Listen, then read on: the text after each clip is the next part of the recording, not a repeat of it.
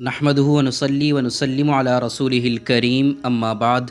اسلامی کیلنڈر کے مطابق شعبان المعظم 8واں مہینہ ہے جو رجب المرجب اور رمضان المبارک کے درمیان میں واقع ہوتا ہے۔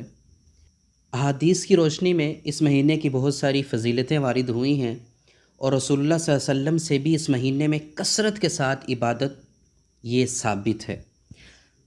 حضرت عائشہ رضی اللہ تعالی عنہا فرماتی ہیں کہ میں نے رمضان کے علاوہ رسول اللہ صلی اللہ علیہ وسلم کو کبھی پورے مہینے کے روزے رکھتے نہیں دیکھا، لیکن شعبان کے اس کے تقریباً پورے دنوں میں آپ صلی اللہ علیہ وسلم روزہ رکھتے تھے۔ بخاری، مسلم اور ابو داؤد میں یہ روایت موجود ہے۔ اسی مہینے میں 15ویں رات کو شب برأت کہا جاتا ہے، جو 14 تاریخ کا سورج غروب ہونے سے شروع ہوتی ہے اور 15 تاریخ کی صبح صادق تک رہتی ہے۔ اس لفظ کا اصل تلفظ شب برأت ہے۔ عام طور پر جو مشہور ہے شب برات، یہ غلط ہے۔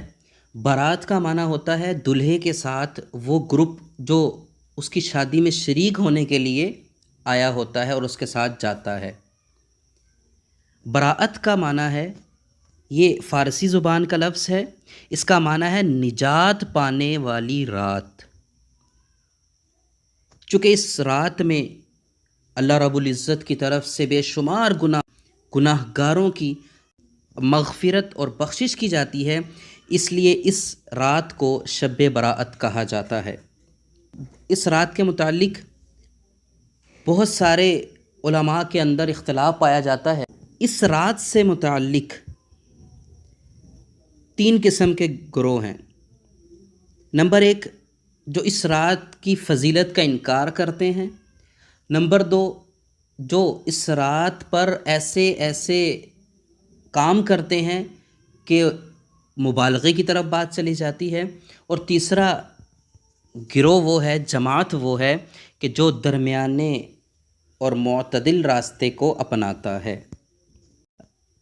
ہم آج اس رات سے متعلق قرآن و حدیث میں احکامات دیکھیں گے کہ آیا اس رات کی فضیلت قرآن و حدیث سے ثابت ہے یا نہیں۔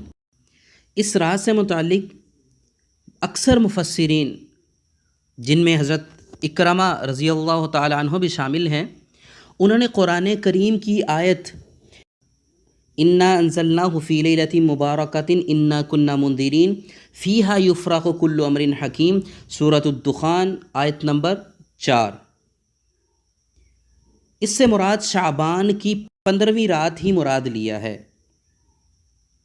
اس میں انا انزلناہ فی لیلۃ مبارکہ، یہ لیلۃ مبارکہ سے انہوں نے مراد شعبان کی اس 15ویں یعنی شب براءت کو مراد لیا ہے۔ ہر زمانے کے مشہور اور معروف مفسرین نے اپنی تفاسیر میں حضرت اکرمہ کی تفسیر کا ذکر کیا ہے۔ دوسری طرف جمہور علماء کی رائے میں اس آیت سے مراد شب قدر بھی ہے، مگر قابل غور بات یہ ہے کہ اگر شب برات کی کوئی حقیقت ہی نہ ہوتی تو مشہور اور معروف مفسرین اس آیت کی تفسیر میں حضرت اکرمہ کی تفسیر کا ذکر کیوں کرتے، بلکہ اس کی مخالفت کرتے۔ دوسری طرف شب برات کی فضیلت کے متعلق تقریباً 17 صحابہ کرام رضوان اللہ تعالی عنہم اجمعین سے احادیث مروی ہیں۔ ان احادیث میں بعض صحیح درجے کی ہیں، جن کی صحت کا اعتراف شیخ محمد ناصر الدین البانی رحمہ اللہ علیہ جیسے محدث نے بھی کیا ہے، اور کچھ ایسی احادیث بھی ہیں جن کی سند میں ضعف ہے، کمزوری ہے۔ لیکن فضائل کے اندر ضعیف احادیث بھی قابل عمل ہوتی ہیں۔ تیسری بات کہ امت کا اس پر اجماع چلا آ رہا ہے۔ تیسری دلیل یہ ہے کہ کسی بھی زمانے میں اس کا کثرت سے انکار نہیں ہوا، بلکہ علماء اس پر متفق رہے، جس کو اجماع کہا جاتا ہے۔ ہر زمانے میں اس پر اجماع رہا کہ اس رات کی فضیلت موجود ہے۔ اور دوسری طرف حدیث مبارکہ میں ترمذی شریف کی اور ابن ماجہ شریف کی روایت ہے، حضرت عائشہ رضی اللہ تعالیٰ عنہ سے روایت ہے کہ فرماتی ہیں کہ میں نے ایک رات نبی کریم صلی اللہ علیہ وسلم کو اپنے بستر پر نہ پایا، تو میں آپ صلی اللہ علیہ وسلم کی تلاش میں نکلی، تو میں نے دیکھا کہ آپ صلی اللہ علیہ وسلم بقیع مدینہ طیبہ کا قبرستان جو ہے میں ہیں۔ آپ صلی اللہ علیہ وسلم نے مجھے دیکھ کر ارشاد فرمایا کہ کیا تو یہ اندیشہ رکھتی ہے کہ اللہ اور اس کا رسول تیرے ساتھ ناانصافی کرے گا، یعنی آج تمہاری باری میں کسی دوسری بیوی کے پاس چلا جائے گا؟ میں نے عرض کیا کہ یا رسول اللہ صلی اللہ علیہ وسلم، مجھے یہ خیال ہوا کہ آپ اپنی کسی دوسری بیوی کے پاس تشریف لے گئے ہوں۔ آپ صلی اللہ علیہ وسلم نے ارشاد فرمایا، اللہ تعالیٰ شعبان کی 15ویں شب میں آسمان دنیا پر نزول فرماتے ہیں اور قبیلہ بنو کلب کی بکریوں کے بالوں سے زیادہ لوگوں کی مغفرت فرماتے ہیں۔ یہ بنو کلب عرب کا ایک قبیلہ تھا، عرب کے تمام قبائل سے زیادہ اس کے پاس بکریاں ہوتی تھیں۔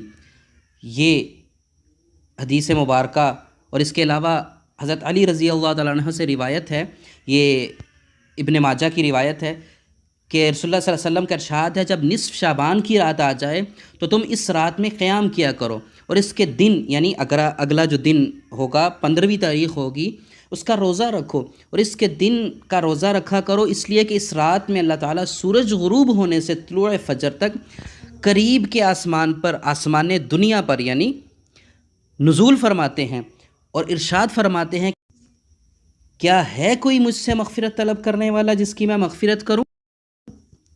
کیا کوئی ہے رزق کا طالب کہ میں اس کو رزق عطا کروں؟ کیا ہے کوئی کسی مصیبت یا بیماری میں مبتلا کہ میں اس کو صحت عطا کروں؟ کیا ہے کوئی ایسا اللہ تعالیٰ برابر یہ آواز دیتے ہیں یہاں تک کہ سورج طلوع ہو جاتا ہے۔ یہ ابن ماجہ کی روایت ہے۔ اب جب قرآن اور حدیث مبارکہ میں اس رات کی فضیلت بیان کی جا چکی اور 17 صحابہ کرام سے اس کی فضیلت ثابت ہے تو اس کا انکار کیسے کیا جا سکتا ہے؟ لہٰذا اس سے ثابت ہوا کہ اس رات کی فضیلت ثابت ہے، اس رات میں عبادت بھی ثابت ہے، اس رات میں اللہ رب العزت کی طرف سے بخششیں اور مغفرتیں یہ بھی ثابت ہیں، اور ہمیں اس کا اہتمام کرتے ہوئے اللہ رب العزت سے بخشش سمیٹنی چاہیے اور صحیح دین کو صحیح طرح سمجھ کر اس پر عمل کرنے کی اللہ تعالیٰ سے دعا بھی مانگنی چاہیے۔ اللہ رب العزت ہمیں دین کی صحیح سمجھ عطا فرماتے ہوئے اس پر عمل کرنے کی توفیق عطا فرمائے۔ وآخر دعوانا ان الحمد للہ رب العالمین۔